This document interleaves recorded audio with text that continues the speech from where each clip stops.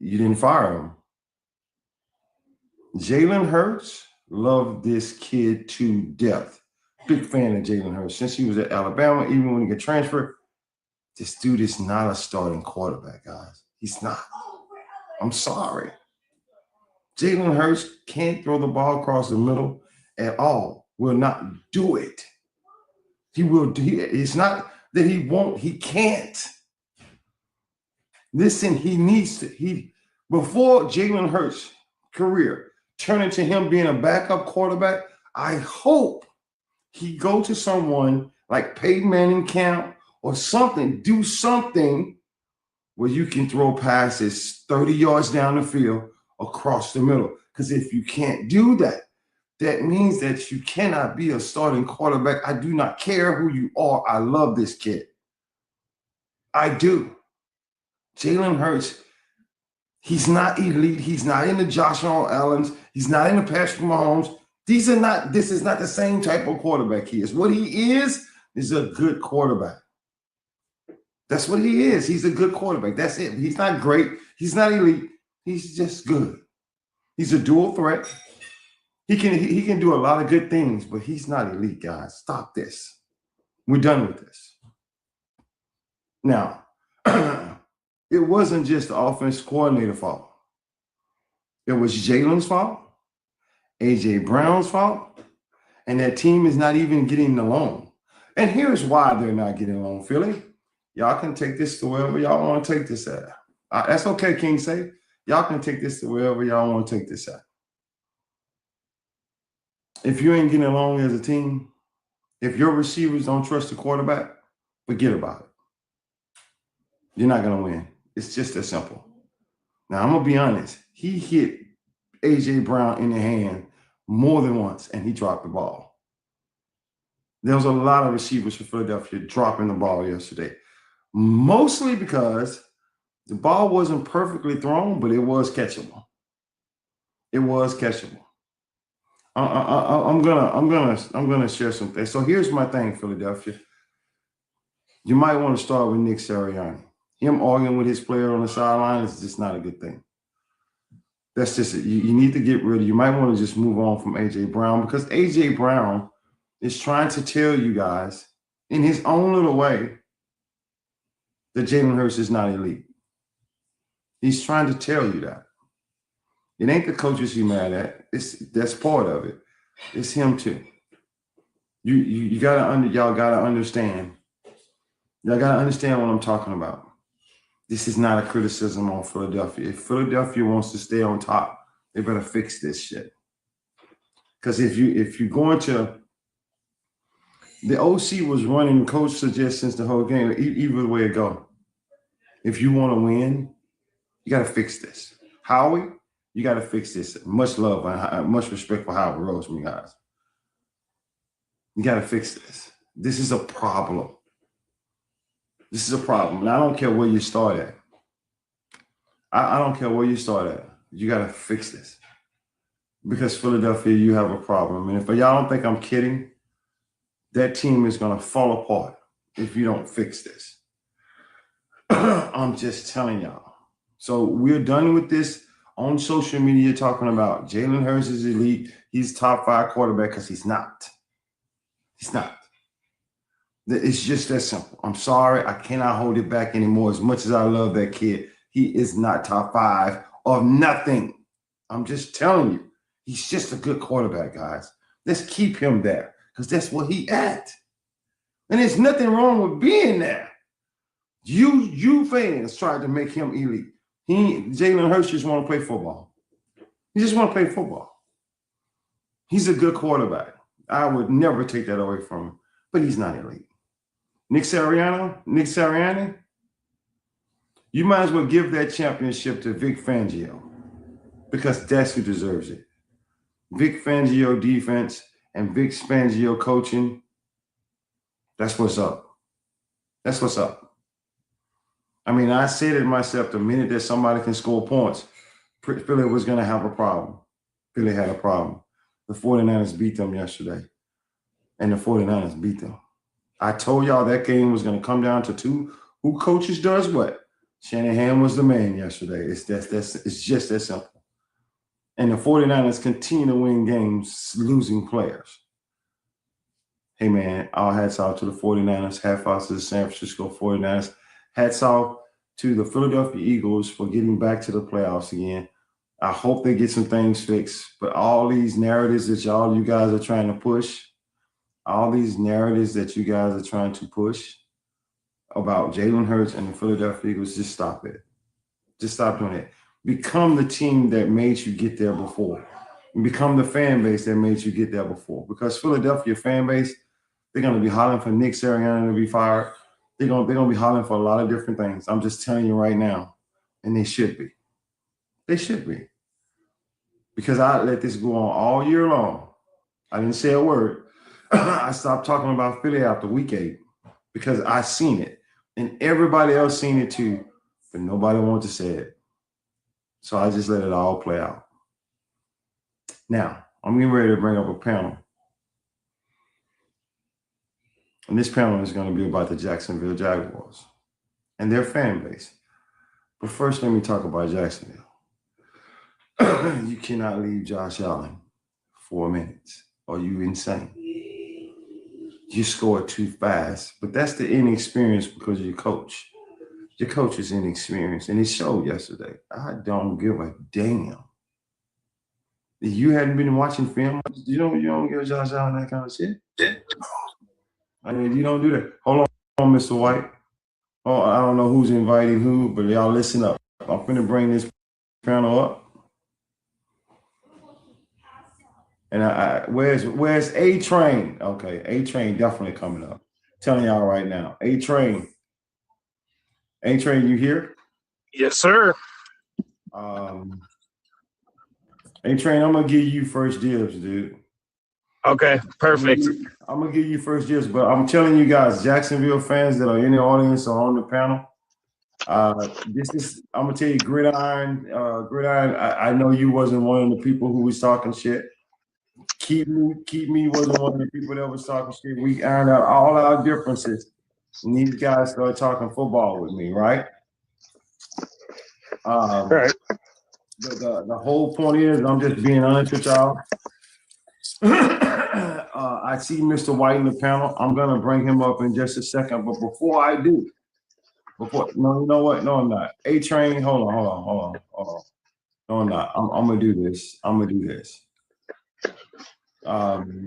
Joes, I see you out there. I see all you guys in the panel. I want to get the Jacksonville stuff out the way before I bring you guys up. I'm gonna tell you right now, I'm not gonna do it. I'm gonna say this before I say anything. Gridiron, mute your phone for me. Yes, sir. Got you. All right, so I'm just gonna say this from the beginning.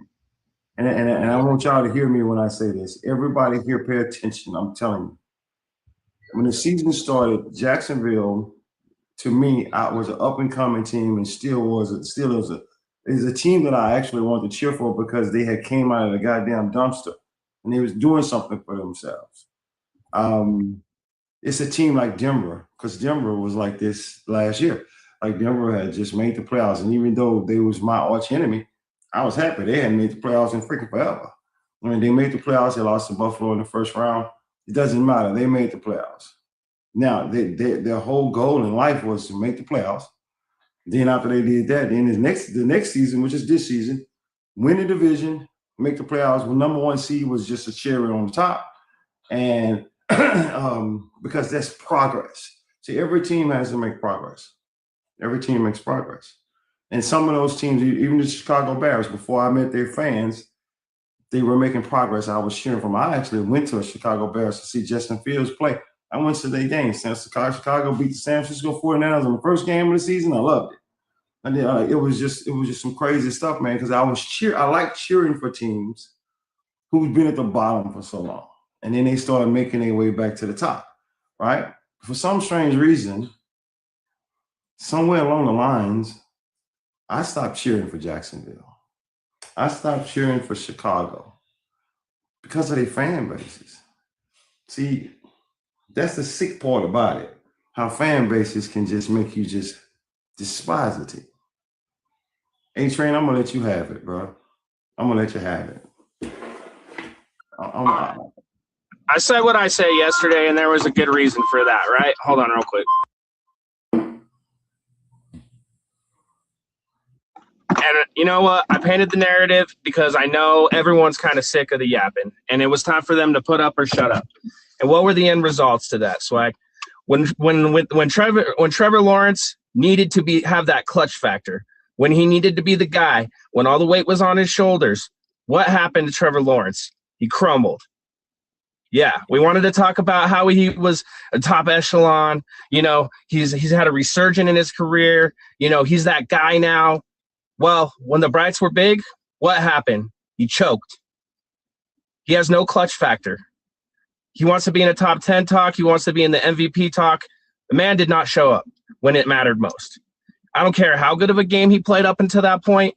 And this defense that I heard about all season, right? This top-notch defense, this top 5, top 3 defense, right? Where was Travion Walker yesterday? Where was Hines Allen yesterday? Because y'all been talking and we've been glazing these guys up like they're top tier, top echelon, all pros, and top MVP contenders. When the lights were big and they were bright, Trevor Lawrence choked. So my question is, one of my biggest issues that I had was calling Lynn Cohen a mastermind. That was my biggest issue. You know, they lost by 3 points, 4-1 in the first half. Just kick the field goal. But you go for it and you don't get it. That's not mastermind, that's analytics. See, because me personally, I'm going to kick that damn field goal. You know why? Because I'm playing against Josh fucking Allen. I want every point. We had a conversation on this show yesterday, and SLT was on here talking about Josh Allen, and I was like, you guys need to respect Josh Allen. Like you can't take it out. But A-Train, everything that you said was correct. But the truth of the matter is, it wasn't just that. I also said, A-Train, that the Buffalo Bills weren't going to run the ball. They were going to throw the ball because they knew that the secondary was weak. Everybody throw the ball on the Jacksonville Jaguars because they know the secondary is weak. But they thought that they had a good run-stopping defense, and which is cool because they stopped the run, but Buffalo wasn't trying to run on them. They was trying to throw on them. And Josh Allen did just that. But when you put that big-ass quarterback on the goal line and just tell him to go get it, he go get it. Look, you scored too fast. It's 4 minutes in the game. You gave Josh Allen that much time? You don't want to do that, dude. You're asking yourself for an ass whooping. But I'm going to say this. Josh, which is K, yeah, you had to hear a lot of shit about your boys yesterday. You there? Yeah, I'm here. You know, I'm always here. You had to hear a lot of shit about your boys yesterday. Yeah. I mean, you was texting me during the game, and not any point in that game, I felt that Buffalo was gonna lose. Not any point.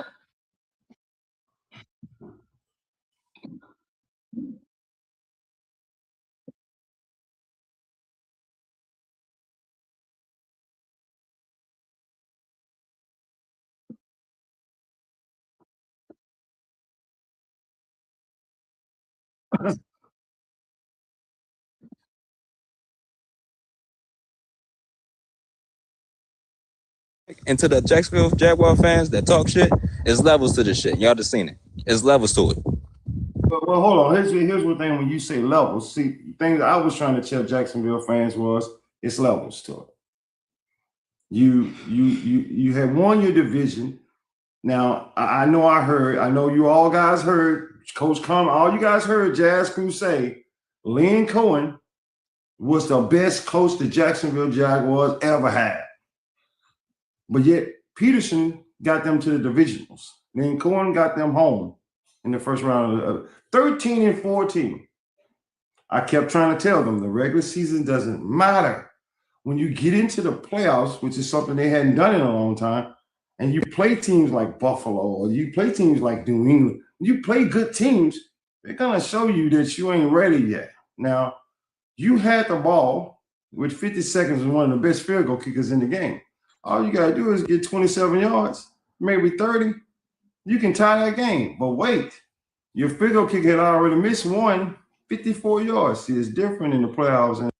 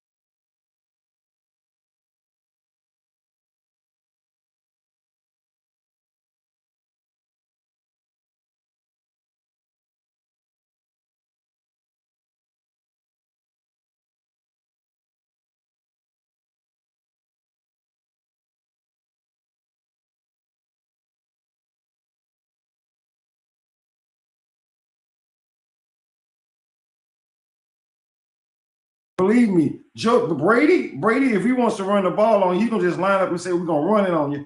No, they was trying to throw the ball on Jacksonville. How many people watch Buffalo? Mr. K, you watch Buffalo. Yeah, that's your team, right? K, that's your team, right? Yes, sir. Yes, sir. Yes, sir. Can you hear me? Did it look like the game plan was Hell no. Your running back? Let me ask Coach Cummings.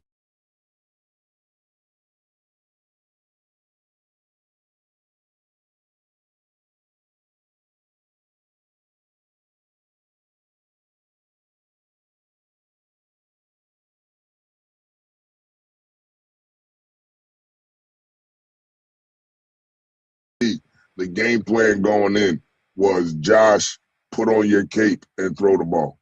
Okay, that was the game plan.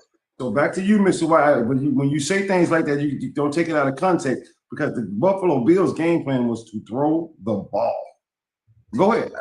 I get that, but like I was saying, back to the inexperience, because we were having multiple blown coverages on, like, the Keon Coleman showed up yesterday. Didn't see him all season on a 30-yard bomb on a blown coverage in the first half. Then you got Cooks on another bomb that I'm saying that hurt us. You got a 3rd and 10 to Shakir with multiple missed tackles off of a wide receiver screen that go for 12, 13 yards to pick up a first down. Like, my defense, my inexperience of my defensive coordinator showed at the wrong time, and my inexperience of my offensive coordinator / head coach showed at the wrong time. I'm not blaming Trevor Lawrence. The first interception was on him. Pre-snap showed one coverage, post-snap showed another coverage. He threw the ball based off what he saw pre-snap, but based off what he saw post-snap. You want to crucify him for that? All wasn't good. Can't really defend him for that one. The second one to end the game, it hit him in the hands. It tip passes, it end up and goes in the other hands when it's a tip pass. Can't really give no slack for that. We played well enough to win. Like I said, it's just a flat out inexperience, because we would have got those 3 points when it was needed off the turnover in the first half. We wouldn't have been in that position for Trevor Lawrence to have to save us. We put Trevor Lawrence in that position to have to save us yet again. I'm gonna share with you how I texted this in the group yesterday. You're not in the group, but I texted in the group yesterday that basically Jacksonville just punched their chance of winning I didn't say it like that, but that's what I was saying. And here's why. Not only did you go for it on 4th down, Mr. White, when you didn't get it, Buffalo drove all the way down the field and scored a touchdown. That's a big flip. I mean, like it's the same thing that we were trying to tell you guys when y'all was talking all that shit. You're not ready yet. We don't care how many games you win in the regular season. When you start talking about teams that has been in the playoffs so many years, and they understand that, hey, like running Tootin, I thought that was genius. You should have kept doing it, but you couldn't keep doing it for the simple ones. Buffalo adjusted to it. Then when they adjusted to it, they put it all back on Trevor Lawrence, like, go get us. And he was doing fine until the game was on the line, because it's different when the game is on the line. See, let me share something with y'all about what it means to have playoff experience. And let me share something with y'all that nobody's talking about on social media. Matthew Stafford drove his team down and scored a touchdown. Mr. White, do you know what Matthew Stafford told Devontae Adams before he went on the field? I'm going to quote it to you. Let's go take these motherfuckers' heart. That's when you know you're ready for the playoffs. I mean, like, that's exactly what Devontae Adams said Matthew Stafford told him before they drove down the field against Carolina. Let's go take these motherfuckers' heart. That's a difference. Playoff is a difference.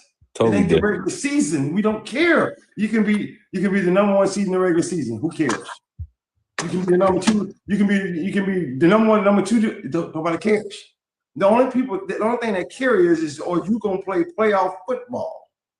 Now, since Lynn Coleman's never won a playoff game, you start from scratch next year. If you get to the playoffs, but it's the choke narrative that get me that he choked shit that was diabolical. Trevor Lawrence, why throw the pass?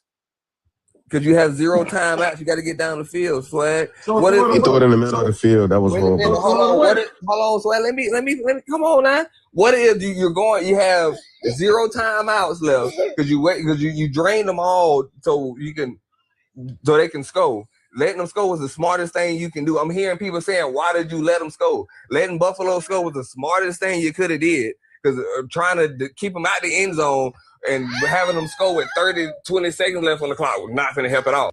So going down the field with no timeouts left, and that pass is just what it was. It was what got me was the play call. It was the whole game. Swag, we doing pre-snap motion. We were trying to at least figure out what Buffalo doing on the defensive side.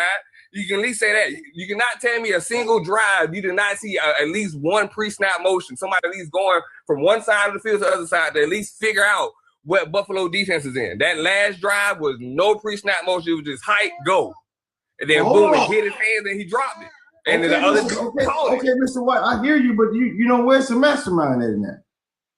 That's what Swag, I've been saying since I got on here, the inexperience from the coaching staff why we lost this game. I said that. I started my basis of this argument that. You did say that. You said that. But let me ask you a question. Is he a mastermind? I never want to say. I told you I wasn't. No. Yes, you did. I told you when Jazz Crew said that shit was premature, and you said that was no. Hey, Mr. White. I'm still riding with that. That shit is premature. Mr. White, you said, and I quote many times, I kicked you off my show because you kept calling him a mastermind. You did. I said, stop calling him a mastermind. Swag, I think he didn't say that, because I remember when Mr. White was in, he said that's a premature take by Swag. I got to side with Mr. White here. Yeah, we side with him. Yeah. One time, I heard what you said that show. I'm not talking about that show. I have heard Mr. White call Lynn Coleman a mastermind more than once. So I know I heard it. I mean, so I heard him call. I'm just saying, if you're a mastermind, this is when you gotta shine. This is the moments on the line.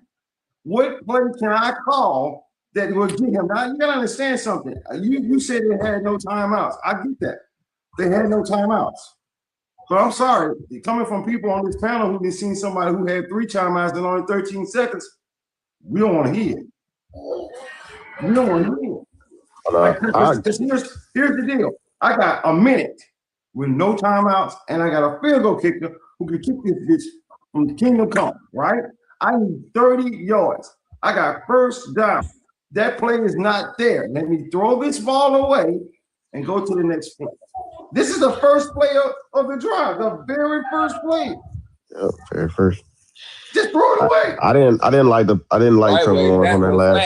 If that's the case, like I said, that's the inexperience by my coaching staff. Why even draw up a play that has my number one receiver, which is Jacoby Myers, going deep across the middle to start off the play? Why aren't my plays going towards the side? But it's also Trevor Lawrence. The motion going. To be honest, it's also Trevor Lawrence because you have to think about it. Why would I want to throw it in the middle of the field? No, that whole but Keaton, that whole play. No, let me tell you, everything was going across the middle, Keaton. Yeah, I understand what you're saying. Yes, everything was going. Mr. White, what was Trevor? Okay, forget about the play call. Why, if Trevor is going to throw that pass, and you're defending Trevor and blaming it on the coaches, but Trevor threw that ball. The coaches called the play. You got more than one receiver on the route. Yeah. Like so. Why did he choose that one? Yeah, my biggest thing was he should have on the play like that. We have no timeouts. You want to get the ball to the outside of the closer to the sidelines. That's what you want to do. You always want to get the ball close to the sidelines because you want to make sure that you're able to get out of bounds. In the middle of the field was horrible. I just thought that was a horrible pass, and it showed. Which I even said if Trevor Lawrence turned the ball over, we're not winning the game. Which after that first interception, I felt like it was, yeah. I just want you to know. Here's the thing, Mr. White. Everything that you're speaking with, the majority of it, 90% of what you're saying, this is all we want you to do anyway. But instead, you went out and talked a lot of shit about Jacksonville, and you pissed a lot of fan bases off because they was like, hey, hold on, Jacksonville ain't done shit yet. They hadn't done a thing. We was trying to tell y'all. I didn't even have you making the playoffs, but some people was at least saying. They're a first-round exit. Swag out, they're going to make the playoffs, but they're a first-round exit. How didn't y'all not see that?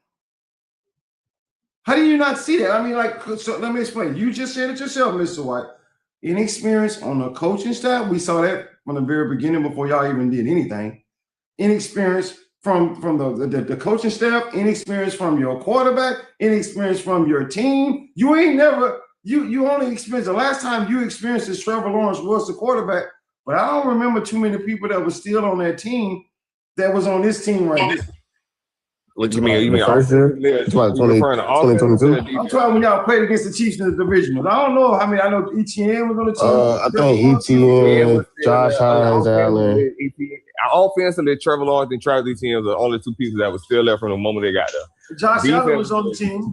But I also do Swag. Defensively, you still had Trayvon Walker was rookie year. You had Josh Hines Allen. You had Dewey Wingard was still there. You had Devon Hamilton was still there. You had I can go on. Devin Lloyd was there. You had pieces that was still there. Offensively, the only players that was there from that 2022 year was Trevor Lawrence and Travis Etienne. Offensively. So defensively, you had a lot of players there. So the defense should have absolutely knew that Josh Allen was going to put his cape on. For sure. Like I say, inexperience on both sides of the ball. Because why are we doing cover two and like the touchdown to what was that Kincaid that caught that touchdown? That was a blown coverage by my all-pro linebacker Devin Lloyd. You wait till now you play your worst game at the Roche time. Like I say, inexperience by situations such as that. So you play your worst game. Did Buffalo have anything to do with that? Yeah. Yeah, I mean, of course, he had to catch the ball. So what you mean? No, I remember Jags fans hyping this guy up like he's a defensive player of the year. That's what I heard earlier on the season. He was all pro for a reason. We're not gonna act like he just got there for just being there because he put on the helmet. He was all pro for a reason. But this is when he needed to shine the brightest, right, Mr. White? This is when he needed to shine the brightest, right? Yeah, like I say, the same for the offensive players for Buffalo. What do we mean? At the end of the day, a team won, team lost. It is what it is. We lost. No. You're not gonna take shit away from Buffalo. They came into Jacksonville, beat y'all ass. It's as simple as that. No, they didn't beat our ass. That wasn't our ass. It wasn't an ass whooping, Swag. Come on, Swag. That take right there. It wasn't no ass whooping. It was a good game, bro. We only lost when I say 4 lead teams in the fourth quarter. Stop. Mr. White, when I say beat your ass, the reason why I say that it's not necessarily about the way they won the game. I'm not talking about that. I'm talking about all the shit talking you, Jazz Crew, and all the rest of them did. That's beating your ass because you had to watch Trevor Lawrence choke his ass off on the last play of that game, and then you had to say, fuck. I didn't talk all this shit. And they got eliminated in the first round. I'm not talking about like a blowout. That's not what I'm saying, Coach. So I feel y'all on that. I'm talking about you had to literally eat that shit right there and there. Because it ain't nothing. And let me tell you something. You should be giving Buffalo a lot of credit. A lot of credit. And the reason why I say that is because Buffalo came in, took everything that you had, and then gave it back. They showed you what playoffs was all about. Let's be honest. Every time Jacksonville would score, I bet you felt warm and fuzzy inside until next 3 minutes, and Buffalo was returning the favor right back. Because they were showing you this is what playoff football is about. Now, I also said this, keep me and Mr. White, y'all would agree, and Gridiron. I've also said, if you do not win the turnover battle with Jacksonville, you're going to lose. Buffalo won a turnover battle, didn't they? Hey, you know, they we definitely did won the turnover, but we just did. Oh, go ahead. Hey, keep me, Mr. White. We ain't beat your ass, but you know what we did? We took your fucking chain and your fronts. Took all of that from y'all. Took all y'all jewelry off y'all. And you're not getting it back. You got a dub. Y'all won. Debo. You won. We did. So here's the thing. Keep me. Not gonna act like y'all just slaughtered us. Mr. White, you don't understand. It was a slaughter in your minds. Not a slaughter on the field. Because see, right now, you got to deal with that shit. Every panel you go on, every show you go on, they're going to remember how you just didn't give no other team credit against Jacksonville. You are not doing it right now. Buffalo came into Jacksonville, took a team that had won 8 in a row, and gave them everything back that they can give, and took it from them in the end, because that's what they did. They took it from you because you had it. They took it. They just said, you know what? Give me the ball. Just think about it. Josh Allen threw a 40-yard bomb on y'all on a winning drive. Just think about that. Hey, Swag. Yeah, I Swag. Go ahead, Coach. Nah, listen. All I think a lot of us were trying to say is the job isn't finished yet, right? You cannot talk shit if the job is not finished yet, right? I'm not telling you don't acknowledge your accomplishments you might have gotten in the course of you doing the job. I'm not telling you to ignore them, but what I'm telling you is the job is not finished yet. And all I kept saying all season was, dog, yes, you're having a good season. Yes, you guys are having a good season. You are exceeding expectations, but the job isn't finished. The way, I'm not going to say all, because it definitely wasn't all. I met some level-headed, football fans first who liked the Jacksonville Jaguars.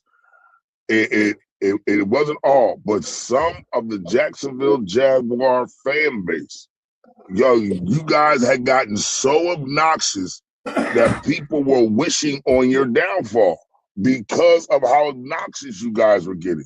You guys started putting people in comparison to people who have already earned gold jackets. You started putting coaches.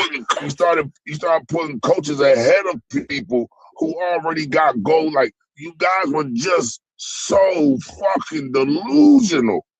And the point is that the job isn't finished yet. Do not put the carriage is not going to pull the horses, man. Unless it's going backwards off a cliff. And in that case, you don't want the carriage pulling the horses. And you got to be realistic when it comes to football. And I said this the other day on Swag's Lab, and I always say it, when you enter the realm of the playoffs, I do not have to have a better team than you. I only have to play better than you that day. Period. My team does not have to be better than yours. No, they do not.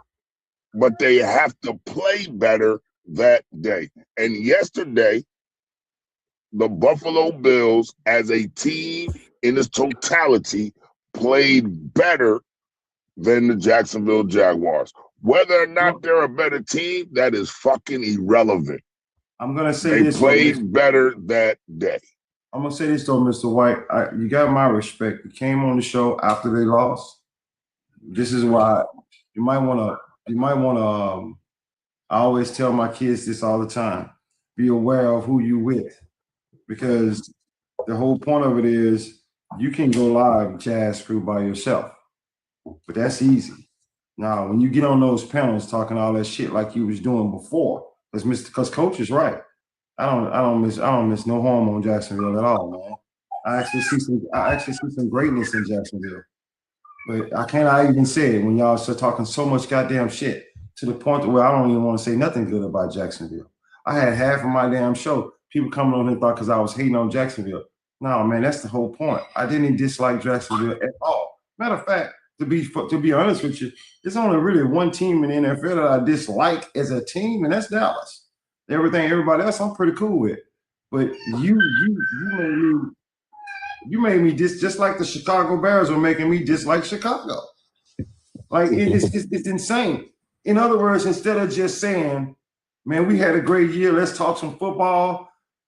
That's that. But no, y'all go on panel after panel after panel after panel, just talking cash shit about Jacksonville. We better than this team. We better than that team. We better than this team. We better than that team. And I'm like, are you kidding me? Were they lies though? Were we not better than the team that we said? Where you at?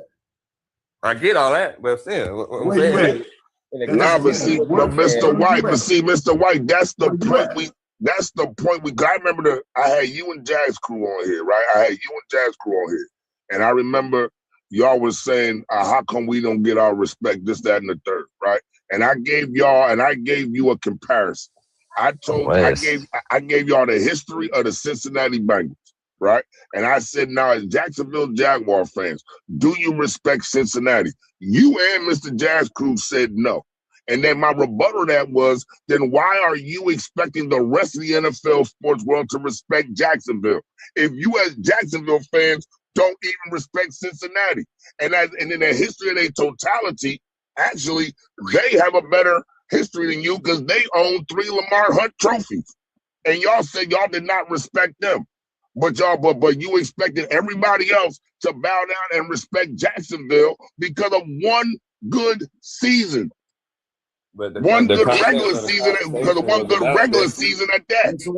Mr. White, I gave you your props, man. But you know what I just realized about you? You gonna be a fanatic no matter what. It's nothing nobody can say on this panel to get you to stop being a fanatic because you're already there. Forget about anything else. Because here's my thing. I'm just gonna be straight up with you. You can actually be a good debater if you stop being such a fucking fanatic. The whole point. You actually know ball. No, listen. Just listen to me. Like a lion, though. But this is something I need you to understand. This is something I need you to understand. Like be for real. Mr. White, I need you to shut up right now. I need you to shut up because I'm gonna actually give you your props, but then I'm gonna take it away. See what I'm gonna say is if you start watching the entire NFL and actually start looking at different teams other than Jacksonville, and you can see how different teams develop players, good coaches, not what you see on ESPN, yourself. You start looking, and then when you start looking, you can see things that maybe you didn't see before, like with Houston. Don't cut me off. Don't cut me off. Don't cut me off. If you cut me off, I'm gonna kick you off the show. Don't cut me off. I'm not talking about you. I'm talking to you. I mean, so I'm trying to get you to understand something. Like when you see Houston, and you see Houston is a great defense, don't say Houston is a great defense because they're a great defense. Say it because you see it. Like it's to say it because you see, you know what? I see Indianapolis. They're actually improving right now. They're doing this and they got a good running game. Say it because you see it. But what separates you is you become such a fanatic about something that you truly believe that isn't true. It's really not true. That's why you can't see it. Don't worry about it. You're not the only one. There's a lot of them around here. You see, you're so blinded by your team to the point where you can't see fit. And we saw it. Everybody saw it. You ain't got no experience. You ain't I heard you on the panel. We going to the bowl. That sound you sound like an idiot. Like what, are you kidding me? You got to have more knowledge than that as a person. Forget about football.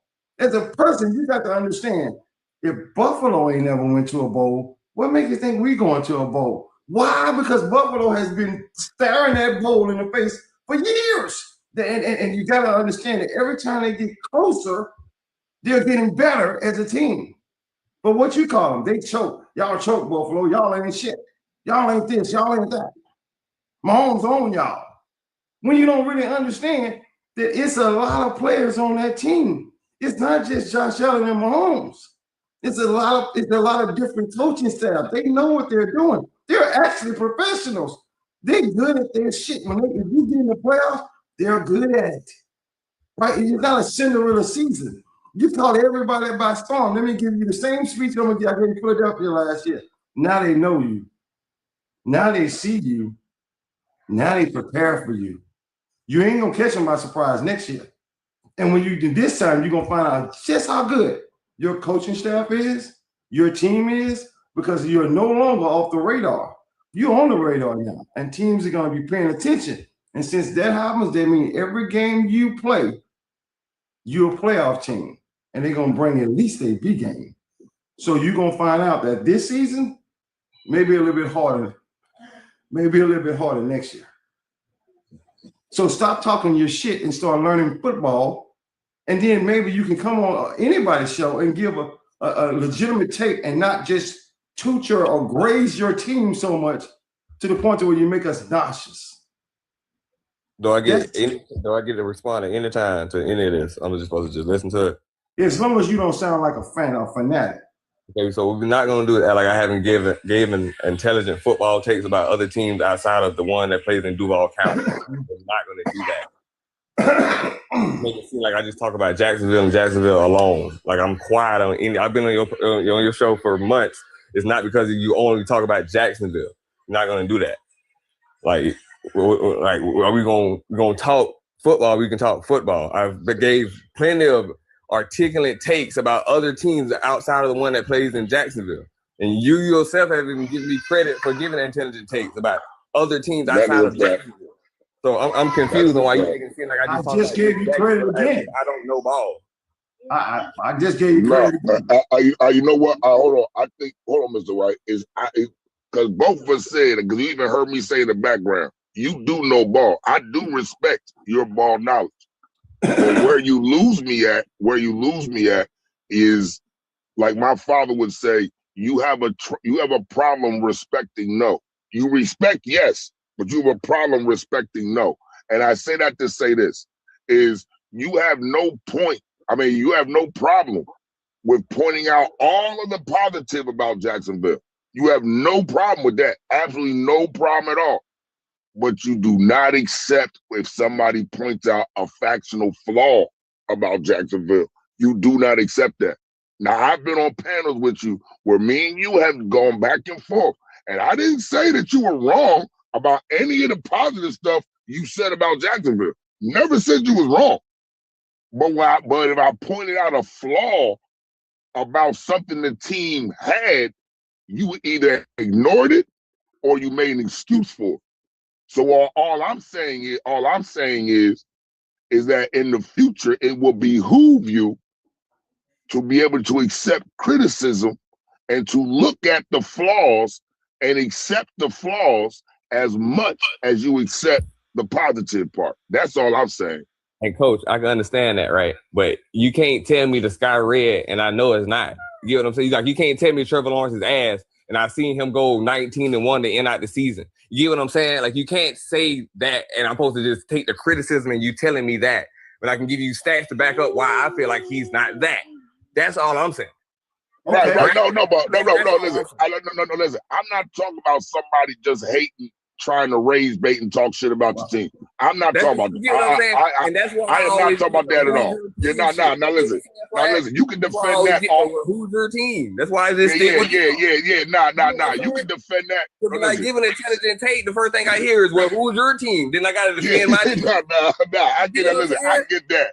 Now listen, Mr. White. I get that. You can listen, Mr. White. I got no problem with you crashing out, pointing out every definite fucking positive thing about your team when somebody just deliberately hating, rage baiting, trying to start some bullshit. I ain't got no problem. I got no problem. Yo, handle them the best way you know how, brother. Do what you do to them. Leave them in the alley. You know what I mean? Do what you do to them. I'm just speaking upon the interactions that you and I have had where I have told you specific football facts about the Jacksonville Jaguars and you didn't want to accept them and we would go back and debate. That's the only part I'm talking about. Be able to accept the criticism and the flaws as much as you accept the positive. That's all I'm saying. That's it, bro. I told you before, you do know ball. What I say? I said, how I always describe you? I said, nah, Mr. White do know ball. It's just when he comes to Jacksonville, he got a dash of bias in him. Ain't that what I always say? Yeah, Always say he got a dash of bias in him. Yeah, when it comes to the Lord, I feel you. So listen. I'm gonna say it like this here. I'm a little bit different than Coach. I don't believe Trevor Lawrence is a threat as quarterback. I don't think it's somebody that you should be watching out for. I put him pretty much in until he showed me different. I got him in the same category as I would have any other team that don't make the playoffs that much until he showed me something different. Because here's the thing. I'm sorry. I'm a Chiefs fan. Mahomes didn't get my respect by me just being a Chiefs fan. Mahomes got my respect for how he played against Brady in a losing effort in the AFC Championship game. That's when he got my respect. And from that point on, I've been respecting him from that point on, and he's already had his history. I'm sorry, I don't go off what somebody's stats say. It's not just your stats; it's how you show up in a big game. Because the big game is the only thing that matters. That's how people remember you. Nobody remembers you what you did in the regular season. Let me ask you a question, Mr. White. Who is Dan Fouts? Who is Dan Fouts? If you don't know, just say you don't know. Before my time, I don't know that now. All right, so Dan Fouts is a quarterback that was in the NFL that had stats up the ass. Yep. I mean, this dude had more stats than you can even blow it. Never won a Super Bowl, never won a big game. And matter of fact, I only went to the AFC Championship once. So when I tell you this, nobody cares about no stats. How you play? Jalen Hurts don't have a lot of stats. He don't. Jalen Hurts probably, if you look at his quarterback and you'll be like, this dude won a Super Bowl, but he won a Super Bowl and he was the MVP of the Super Bowl. I'm about to say that Dan Fouts was the all-time leading passer for the NFL before Brett Favre took his spot. So he was the all-time leading passer. So you see, so your stats are giving stats about Trevor Lawrence. That's cool, but the next thing out of my mouth is how many big games he won, because that's how he's going to be judged. He's not. Do you see how many people remember Dan Fouts? I remember him because I used to love watching him play. Brian Sipe. I mean, all these guys had great stats. They didn't win big games. And if you don't win big games, Mr. White, you just go, you know what? If you don't win big games, you probably won't even make the Hall of Fame. Now, back in the days, your stats would have got you there. But not now. Now it's how can you sell tickets? How many people come to the game to see Trevor Lawrence play? That's how you got to look at it. But you know what? You're a fan of Trevor Lawrence, so I'm not going to take that away from him. I'm just going to say I don't see him the same way. And it's a lot of other people don't either because he hasn't done anything. And did you hear what I said about Matthew Stafford? Did you hear what I said, what he said? And he went and done it. These things make these guys know that makes them famous. That makes them legit. I'm going to go take these motherfuckers' heart. I ain't going to say that before I step on the field. Bad finger and all. Now, I'm telling you, when you do stuff like that, that's how you get my respect. I mean, that's how you get all these other guys' respect, too. They won't say it to you, but it's a fact. That's how you get that's why people get the respect. That's why Brady has the respect. That's why Montana has the respect. That's why Mahomes has the respect. You got to understand, these guys go win big games in big moments. They shine. They shine, Mr. White. But I get it. I'm not going to take your love for Trevor Lawrence away. I like Trevor Lawrence too, but I don't see him the same way you do. Now, with all that being said, Jazz Crew, I'm not talking to you, Mr. White. Unfortunately, you don't get the same kind of love Mr. White gets. Mr. White just loves his team. He's a fanatic, true enough, but he's going to be all right. You don't know shit. Yeah, you don't know shit. I'm just telling everybody. You don't know a goddamn thing. Like, Yo, Swag, if I may, yeah, you may. I'd hate to be devil's advocate up to it because every point you made is 110% accurate and clear.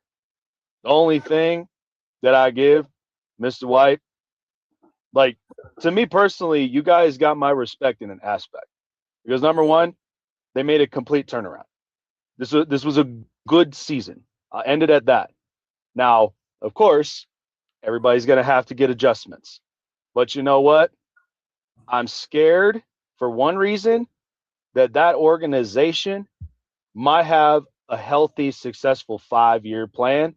But all we got to do is watch and see. The only saving grace that Trevor Lawrence has is he has a playoff win. He has one. That's the saving grace that he has. Now, it's only about a matter of time until they put that all together and they make a deeper run. But until then, you just got to close the book, say it was a good season, and keep capitalizing. And this is coming from somebody right now that is getting all the bullshit. I know. I'm sorry about your loss, Jake. Yeah. Hey, yo, don't worry about it. Jake next. Right? Don't worry about it. Jake next. And I had it coming, man. How many times I got an edit coming for you? No. And I think another thing that I didn't like about my offense yesterday was Cam Little. He hasn't played like in the past couple of weeks, and he had a couple horrible penalties on his out. We haven't had any penalties, but that dude right there, he got to go. Well, number 72. Even with that, we still won the penalty. What Jacksonville does now with their organization is very key. Like, in other words, where you guys consistent. Do you re-sign Trevor Lawrence right now? Because this contract he's already signed. You got to resign. He already paid. You know, $55 million. So they did re-sign it? Yeah, that was before Trent got fired. So they re-signed Trevor Lawrence already. So they're going forward with Trevor Lawrence. So therefore, what are you going to do now? Are you going to solidify that defense when you get Travis Hunter back? How are you going to implement it in offense? Or are you going to keep playing offense and defense? Me and Mr. White were just talking about this. We think Travis Hunter should just stay on the defensive side of the ball. On the offense, we don't really need too much help. See, my take on it is keep him on, like, stick him on defense at cornerback, but have him as like a receiver. Because he came into the league wanting to play both sides. I feel like if we don't play him both sides, he might request a trade. So put him as that backup receiver when one of our receivers needs a break. Because he's still a good receiver. Yeah, Jake, I understand that, but hold on, real quick, guys. Go ahead. I just wanted to, I kind of want to end this segment because I just wanted to tell Mr. White a hell of a job by coming back on the show. I had already said if you came in the audience, I was going to bring you up. Like, you need to stop hanging with people like Jazz Pro. I'm telling you brother. I'm telling you right now. Hey man, I get it, but you only get sick by staying by being by somebody else's sick. All I'm saying is you're who you're around. That's all I'm saying. Birds of a feather flock together. I mean, like, I hang around those who I'm like. I don't hang around those who I don't like. That makes no sense. Like that. I mean, like, I'm around people who would tell me, you know what, Swag, I don't agree with that. Hey, I was on Gil's show yesterday, and some Jaguar fan came up being so delusional. Man, I was like, man, listen, remove this guy, Gil. It was some Jazz fan I ain't never seen before. He came in, my boy live yesterday, and we was like, man, remove this guy. I'm just saying that if you come up here and you come on anybody's show and you want to talk facts about a team and you can actually take criticism. I just literally gave a whole introduction about the Philadelphia Eagles. Like, and the reason why you don't see a bunch of Philadelphia Eagles jumping on me trying to cut my head off is because I've also built friendships with those guys. I've also, they know I'm not sitting up there trying to just gas their team. They see it too. If I say something about your team, believe me, you see it too. I just say it, and then I'll tell, oh, wait a minute, hold on, no. No. But anyway, that being said, I want to go to the New England Patriots, guys. Now, they beat the crap out the Chargers last night.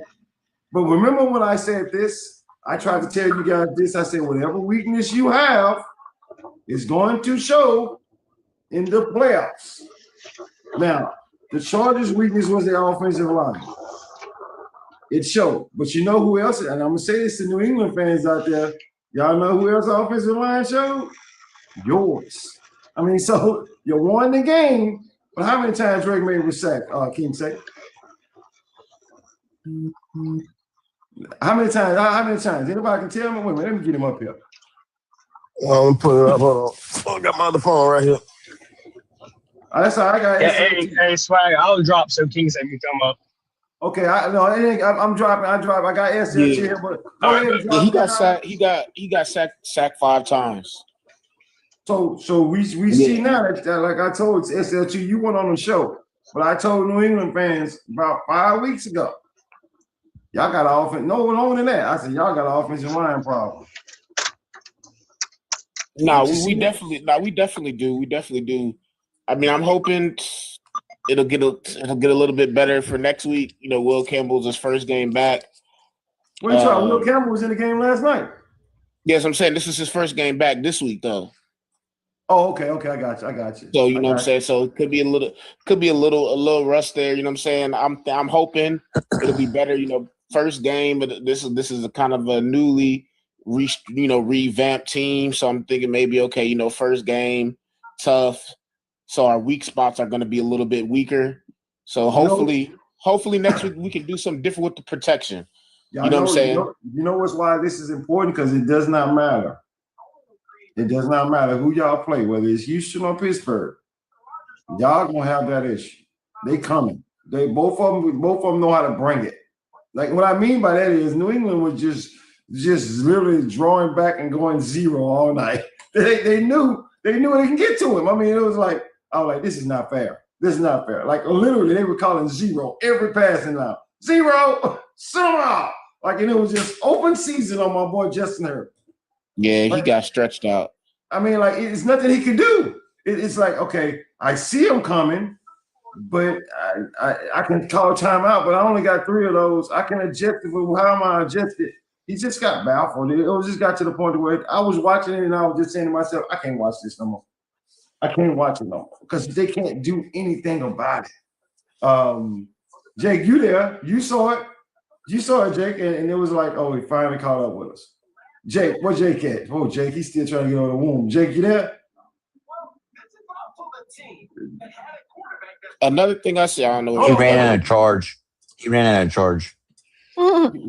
Another thing I see with our offensive line, though, Swag, is like we have weaknesses. I feel like all over the line, but the protection I see, it doesn't just crumble like from throughout the whole line every play. So I feel like at least the saving grace is okay. They might get to it sometimes, but sometimes there's going to be space, like we see last night for Drake May to evade and get out the pocket. You know what I'm saying? And make those big boy run plays. That's what's going to come down. He's going to have to make those plays. I see it now.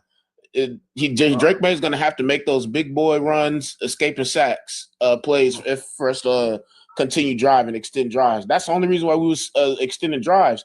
He was getting out the pocket and using his legs. So he's gonna have to do that next week too. SLT, I'm gonna tell you something. The next when you get into the divisional rounds, they're gonna cover every gap. They're gonna make sure Drake May stay in the pocket. That's the whole point. I'm just telling you, I come from a running quarterback, man. And I seen Mahomes break people back, bro. And they just got to the point where they're like, hell no, we're gonna put a spy on him and we ain't let him do it no more. I mean, because he would break your back, and Drake May was breaking their back last night. You know, if it's Houston or if it's Pittsburgh, they're going to cover those gaps. And they're going to say, no, stay in the pocket. The reason I'm bringing this up is because from this point forward now, if you don't see what's going on, if you play Pittsburgh or Houston and you win, you know you're probably going to be playing next, right? Yeah. I think it's going to be New England and Buffalo. I mean, so Buffalo. If New England, I mean, if Buffalo beat Denver, because I'm not saying Denver fans don't start sending me messages and stuff. I'm not saying Denver's going to. I'm just saying that's a possibility, and if that's a possibility, you do. This is why I say SL2. This is why I say this. You guys are in the same place that the Jags crew and Mr. White is, and you and King say both. have been talking cash in, and you was on here yesterday talking shit about Josh. And did you see Josh yesterday? Not yet. Nigga was turning up, man. don't say the N-word. Don't ever say the N-word. But let me ask you a question. Did you saw him, right? You saw him, right? You saw why that whole panel was like, what are you talking about? Like, I mean, Josh. I mean, like, yeah, Josh, you a dog. I mean, I ain't gonna lie. not true. He did his thing. He did his thing. He's a great. What do you mean he did his thing? But it's kind of he balled. expected. He did his thing. It's expected, though. It's expected. He balled every year in the playoffs. So not move. I'm sorry, JB, you were on the show yesterday when SLT was saying basically Josh ain't really did that much in the playoffs. Yeah, I mean he hasn't. I mean he's. I mean, dude, he's the most polished quarterback besides Pat in the playoffs. And that's right? what I was trying to say. Yeah. This is Josh he's the most. talking about. Yeah, the NFC is consistently somebody else. In the AFC, it's always the same pack. I mean, that's why, they have the eliminated photo and the conversation is what do you say about, Josh if he can't make it? And, I mean, it's expected of him to not only make it when Pat's there, but definitely when Pat, Lamar, Burrow. That's what I'm saying. So if the Denver beat him or if we beat him, then what is it? No, if you do that, if Denver beat them or you beat them, or New England beats them, right? Whoever beats him, I mean, it's the same conversation about Burrow being removed once again from the playoffs and everything like that, because Burrow is really just living off of a Super Bowl appearance from 21. So the same conversation that you have about that, you're going to have to bring up about Allen. Like, wow, okay, not only is he not making it past the gatekeeper, but he ain't even making it when he's not there, and a list of quarterbacks ain't there. So that's what we were saying, but I want to hear from Joe. Joe, what's going on? You've been hearing everything that's going on. What's going on, Joe? Yep, how are you? I'm feeling amazing since the Jags lost. I was so happy. Best Christmas present ever. Not ever, it's funny because I have so many messages got hit me yesterday, and people were like, "Oh God, I can't wait to be on your show tomorrow. The Jags lost," stuff like that. But that's what happens when a fan base just talks so much shit. I mean, like, you don't get people to like you; you get people to dislike you. I mean, like, it's crazy. Even when I don't know about JB, but even when I hear people talking insane, crazy shit about the Chiefs, I'm like, stop, just stop doing that. Like, that doesn't make me feel better. I mean, like, it's because you're glossing them, and then things that you're saying are not even true. So go ahead, Jordan. I know you want to say something about it. Oh, wait, just real quick, Jordan. I was just about to say, the last thing I just had to say was, as much, shit as people talked about my quarterback and my offense, this weekend just showed me that everybody's a little bit more on our level than they thought they were. Yeah, that's a hell of a point right there, Joe. That's a hell of a point. I mean, because we kept trying to tell people, Joe's, hey, this damn playoffs is kind of equal. It's not really nobody just separating themselves from each other. So, I'm gonna be honest with you. If I was in the NFC, I'd be afraid of San Francisco. I'm telling y'all now. Absolutely. Watching the Jaguars game, me sitting there watching that entire game.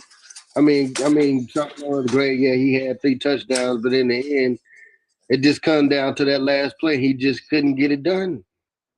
And that's my thing. It's just like, Mr. White. I know Mr. White likes to criticize my team and say we don't have an offense, we don't have this, we don't have that, and Jazz would like to say my quarterback is dog shit. But what is your quarterback? That's my point. Exactly.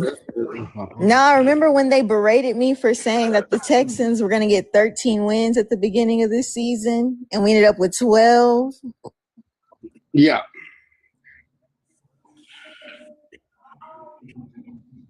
But like I said, the fact of the matter is, you can talk football or you can talk fandom. You know what I mean? It's listen, I've been on Steeler panels, and I've gotten headaches on Steeler panels. You know what I mean? Like, I was on one Steeler panel Hey, Swag, I know you can hear me. You gonna crack the fuck up when you hear this. I was on one Steeler panel, dog. Dude was trying to argue that Roethlisberger was better than Elway. And I'm like, come on, man. I'm like, yo, come the fuck on, dog. I'm like, listen. I'm like, yo, it's one thing to be a fan, but come the fuck on, man. Are y'all serious right now? Listen. Like I said, I've been on Steeler fans. And the whole time I was on the panel, I was called a hater. I was called, and I'm a Steeler fan. I'm a diehard Steeler fan. But if I speak football to certain people in certain fan bases, they don't understand it. Two, they don't want to hear it because they want to talk fandom. And I tell everybody all the time, like, you want to talk fandom? I can sit here because I actually saw 4 of the 6 that we won. You want to talk fandom? I can talk about us having the highest winning percentage since the NFL AFL merger. I can talk all that fandom bullshit, but that shit is not football. That's fandom. I just urge everybody. It would behoove you to, on a football app, to speak about football and not your personal fandom fucking feelings. That's all. Coach just said exactly what my show just is. It's just not about that. Now, I'm Swag, can you hear me? Yeah, Jake, thank you. Finally, I know you heard what I said. I know you heard me, right? I heard like bits and pieces of it, but I can already kind of understand where it was going. I was saying that it wasn't just your offensive line that was exposed last night. It was New England's offensive line exposed as well. It wasn't just look. Both of you guys showed all y'all weaknesses. It was glaring. Now I know what the narrative is going to be, and I'm gonna tell y'all all right now. I can hear it already. In the off season, JB know what I'm talking about. I can hear it already. That your quarterback Justin Herbert is a choke artist. Yep. I'm telling you, it's coming. I mean, like, he's a choke artist. He sucks. He can't. Matter of fact, somebody would text me. I forgot who it was. Texted me last night and said Justin Herbert is just not good in the playoffs. This dude is running for his life. here's the thing, Swag, is it already happened minutes after the game ended, and the thing in which what it is, I'm just more frustrated, disappointed, disgusted, and just I right now I'm not bought in. I'm not bought in right now for the moment. Doesn't mean I won't be bought in at some point, but right now I'm not. And the problem is because the way in which we set the game plan, more than anything, is why we didn't attack a bottom 5 defensive line. Why did we not attack up on the run? Look, and I got Jake though. Hold on. Let me finish. And so at that point, what that leaves me to believe is Greg Roman is a fucking terrorist for that, because you have the inability to compromise. You have the inability to change up your playbook, which isn't fucking working. And on top of all of that, like, nobody in this Chargers organization, unfortunately, from a Charger fan perspective, is safe right now, because the curse continues to happen. It's not going to go away until it's proven otherwise. I have to see it from the off season. I have to see it from the draft, but I also have to see it from the results. Forget about the regular season. When you're in the playoffs, just like you said, Swag, it's a completely different narrative. And right now the narrative is Herbert can't get it done. This team is overrated. This team doesn't seem to want to actually play for it more. And I'm so disappointed because the defense laid everything on the field and they didn't get help. They did not get help from the offense whatsoever. So now here's what I'm left to do. And this is an uncomfortable position for all of us Charger fans. Justin Herbert is not a top 10 quarterback in my eyes until proven otherwise. I know people are going to repel from that. I know people are going to repel, but I don't care. I really don't care. Because JB all these guys record this show. They record the show, Jake. I get it, guys. I know that that's uncomfortable to really let that sink in, but he's not, because right now. Yo, hold on, wait a minute, Jake. It's not uncomfortable for us. We've been telling you this shit.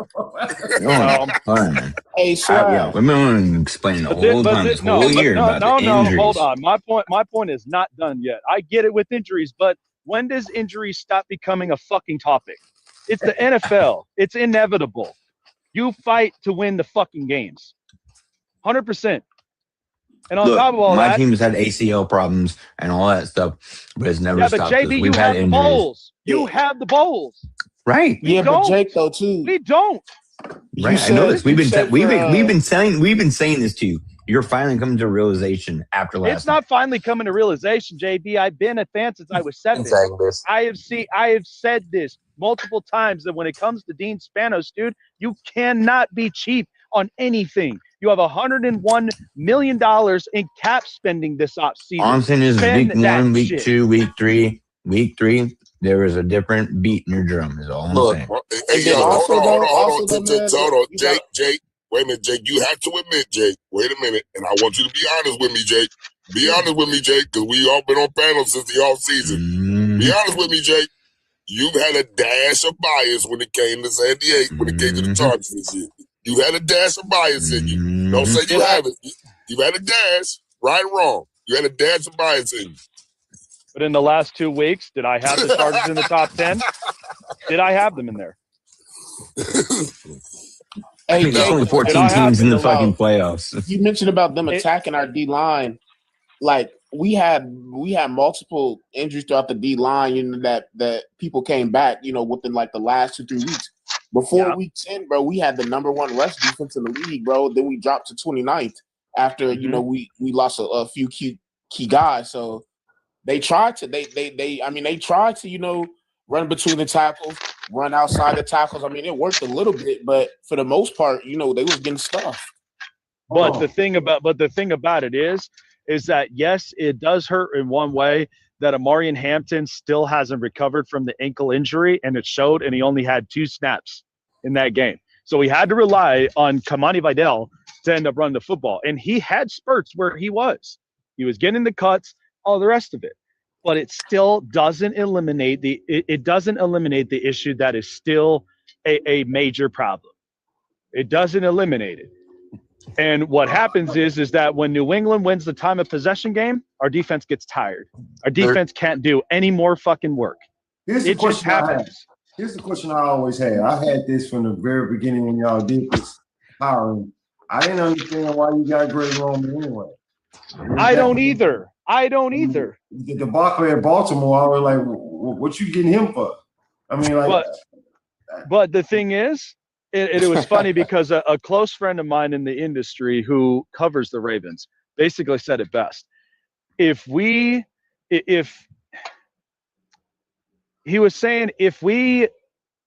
don't hold Lamar Jackson to the upper criticism under Greg Roman's play offense, then neither is Justin Herbert.